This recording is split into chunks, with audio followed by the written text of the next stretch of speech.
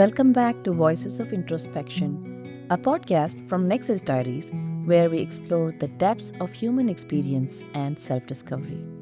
I'm your host, Harini Balachandar. In part one of our conversation with Jason Tifford, we learned about his personal journey through grief after losing his father and how that experience transformed his life's purpose from pursuing wealth to serving others through meaningful connection.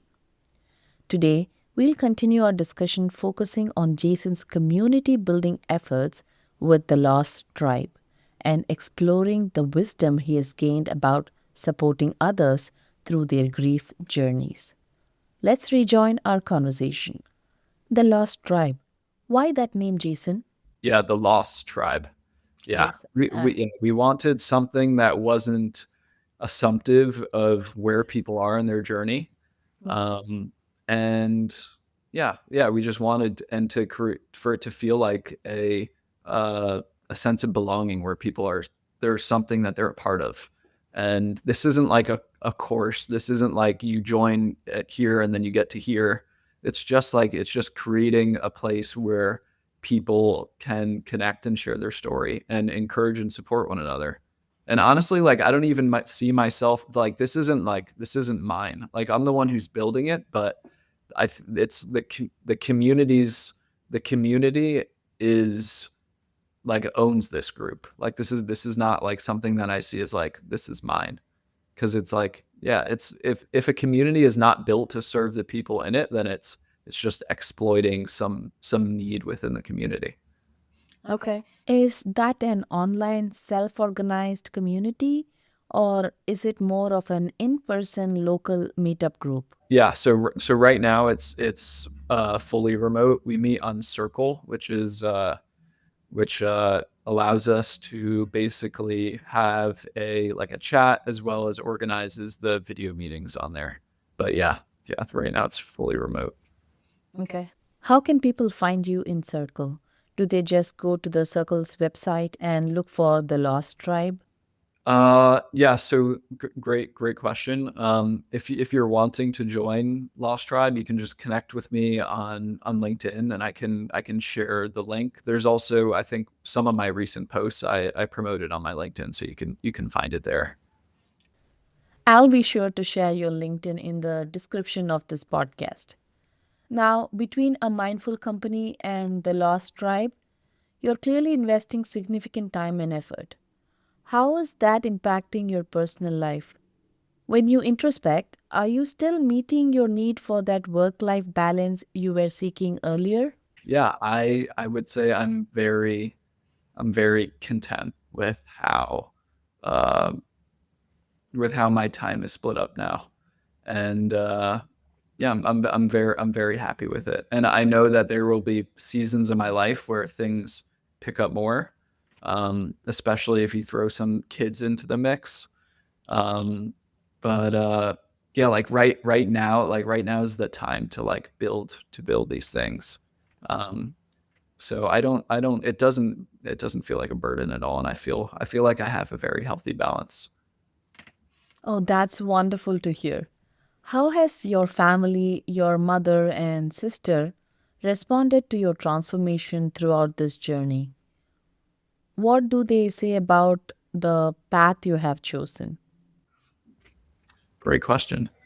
What are they saying? I think we all have, we all had, yeah, I think each individual has a different relationship to how they experience loss. And I think that can depend on what their relationship with the individual is like, what their relationship to what I call God is like. Um, so I think it's very different depending on the individual. But I think to answer your question about what they think of it, I think my mom tells me she's proud of me. Mm. Oh, She tells me she's proud of me, and she does worry about me, because as a mother does, as I'm starting a business, and she's like, what about health insurance and all these things? But she's coming from a loving place when she says those things. but she's very supportive. And my sister, she's also yeah, she's happy to seeing me do these things. She's my younger sister, so um, but yeah, she's happy to see me do these things, and she's supportive as well. And actually, I Oh, had her I had her on my podcast too. yeah, when I listened to the podcast you recorded with your sister, I found it fascinating to observe how differently each gender might perceive loss. I actually related more to what your sister was saying. What was your biggest revelation after that conversation with her?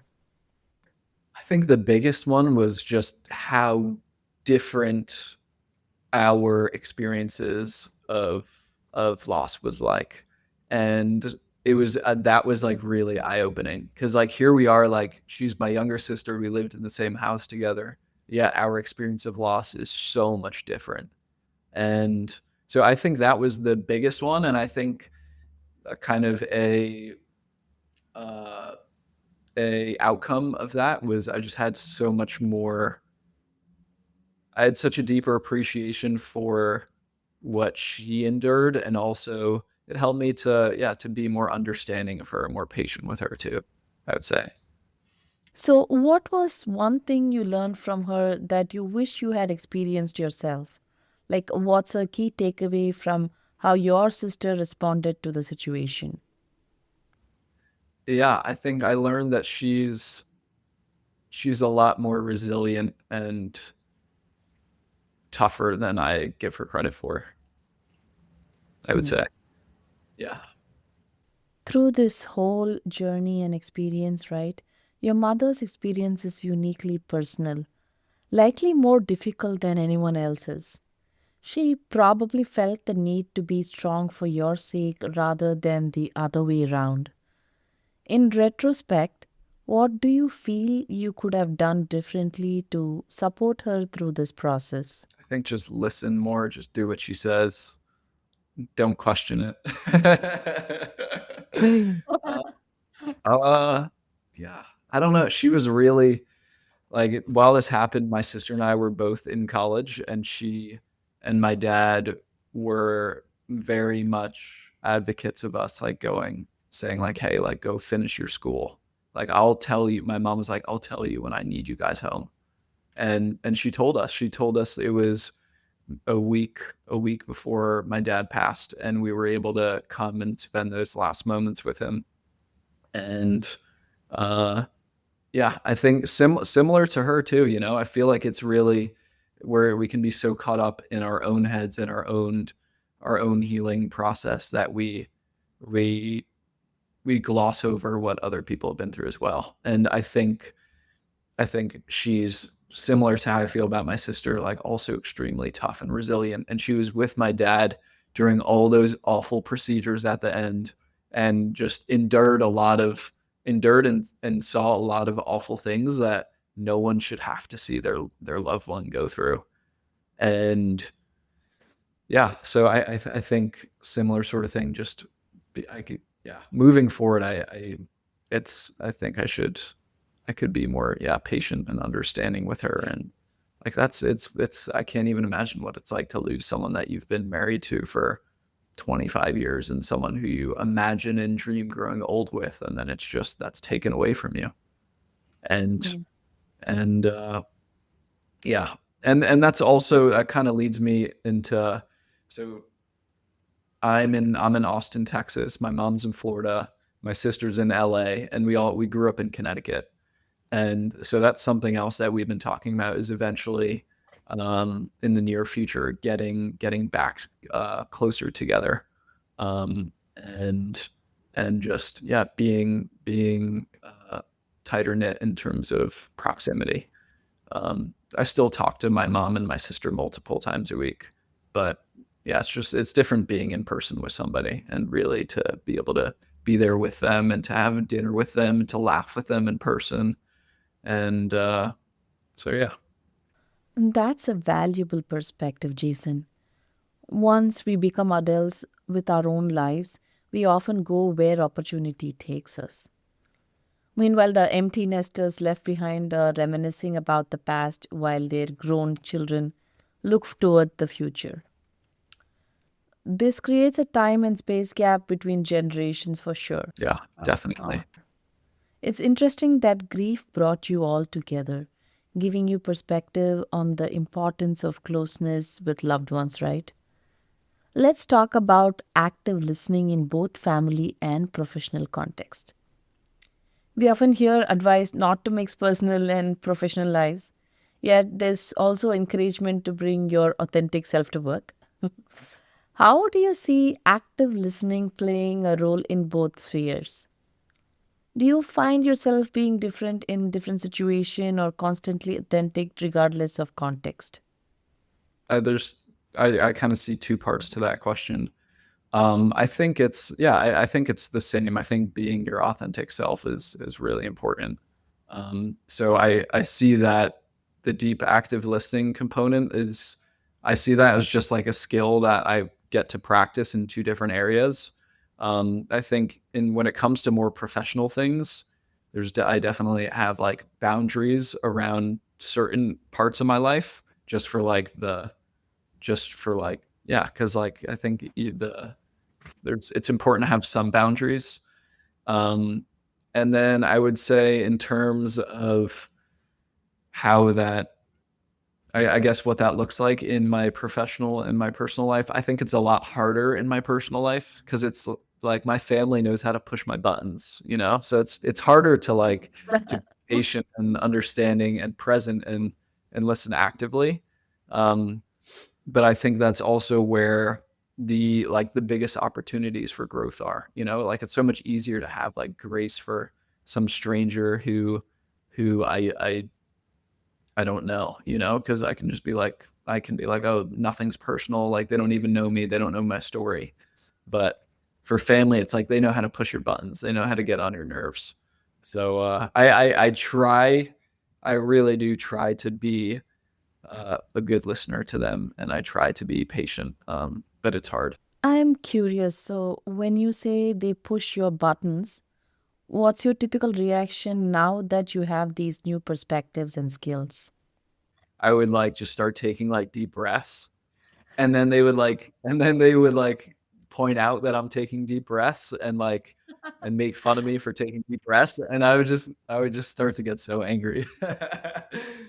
More uh, deep breaths. yeah. I would say like that, but it's like it's honestly like to have a relationship with my mom and sister is such a blessing, and to be able to talk to them multiple times a week, and to be able to laugh and to do the things that we do together is really a blessing, you know. And I never want to take that for granted. And ideally, as we get older, we can grow closer together. And yeah, I think family is at the end of the day, there's not that many people that truly care about you and love you for who you are. Um, and yeah, I think it's really important to cultivate that. And I don't think everyone needs to be from a family that is like that, you know, like our we weren't always this close, but I think that loss and tragedy is an opportunity to also grow closer together. And at least it was for us. And uh yeah. What would be your one piece of advice for our listeners who are going through grief? What's that crucial first step for someone who feels lost and overwhelmed by their thoughts? Yeah. I would say find community where you can be yourself, and you can yeah, find community where you can be yourself and you can share and you feel seen and heard and understood.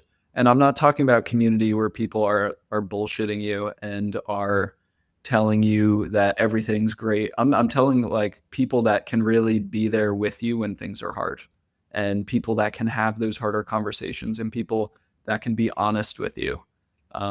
So I would say that's the most I would say that's really a yeah.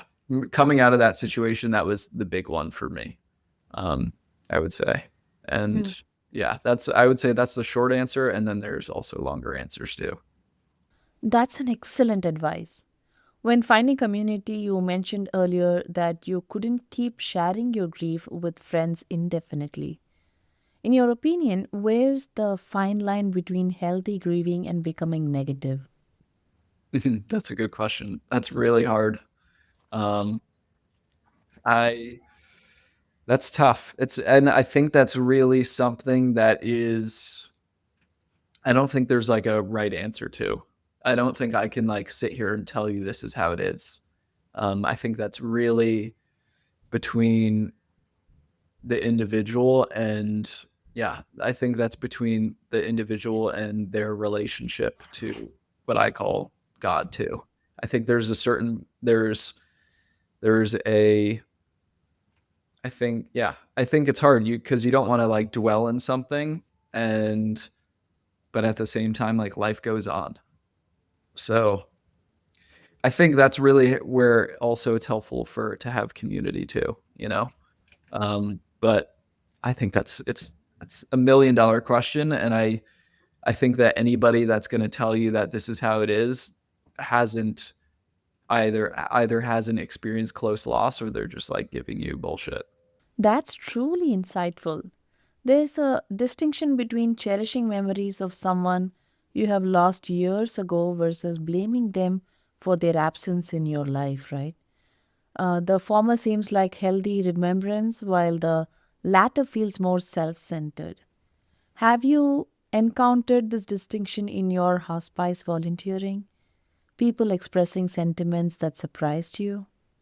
I think everyone's relationship to everyone's experience of going through loss is unique to them and their relationship with their loved one. I think a question that you could ask yourself that was really helpful for me at least is how can I honor my loved one? Like for me, it was like how can I honor my dad and how I'm living?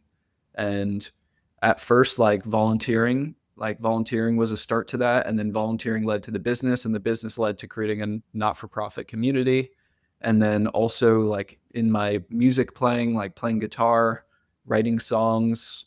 So I would say like look for ways how can you honor your loved one, you know? Cuz they're not even though their body isn't here, like they're always with us. They're always with us. Like their memory lives on and their love is always there. The energy of their presence is always there, absolutely. We are nearly at the end of our time together, Jason. Is there anything you'd like to share with our listeners that we haven't had a chance to discuss today? Are there any other final things that you have or any other questions or things that come to mind for you? A nice turnaround question there. So, for me, I think as a friend supporting someone who has experienced loss, perhaps at a distance due to geography or time zones, what's the best approach? I recently had a close friend lose her father, and beyond sending condolences, I'm not sure how to support her given our distance. What would you advise?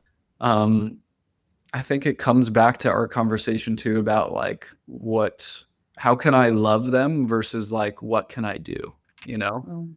And I think in a moment of time, like somebody they might not always want help, but like they always need love, you know? Um, so I don't have like another yeah, I have all these cop out answers of like I don't have like one answer, but like I would just encourage you to ask yourself that question. Like what are ways that I can like do something that is loving to this person rather than what can I just like yeah, how can I be loving towards them versus like what can I do, you know? Mm. And just Mhm. like yes, like and yeah, just I would say sit with that and who knows, maybe it is doing something. Maybe it's like sending them food, you know, maybe it's like sending them their favorite meal. I don't know. It's not always like checking up on them all the time and but I think these things are really nuanced and people are different, you know. Some people are are very vocal about being able to ask for help, or some people are more like me, how I was in the time, and they like don't want help from anybody. Um, but Yeah, I would just encourage somebody to sit with that. Like, how can I love this person? You know, how can I be loving towards them rather than like what can I do? Okay. What's something you should absolutely never do when supporting someone who's grieving? What should you absolutely not do? Uh, I don't know. Maybe like ask just like really open-ended, vague questions like "How are you?" or if you know the answer's obvious or something like that. But I feel like as long as your heart's in the right place, like you shouldn't. No one should feel guilty about like trying to help. You know. But I would really encourage somebody to like, how can I love this person instead of like, what can I do? And yeah, because like even if you're thinking, what can I do? Like you're coming from the right place. You're wanting to help them. So I would say like that part's great, but just like, hey, how can I love them more? How can I love them? How can I be loving towards them? Those are excellent suggestion and advice, and thank you so much, Jason.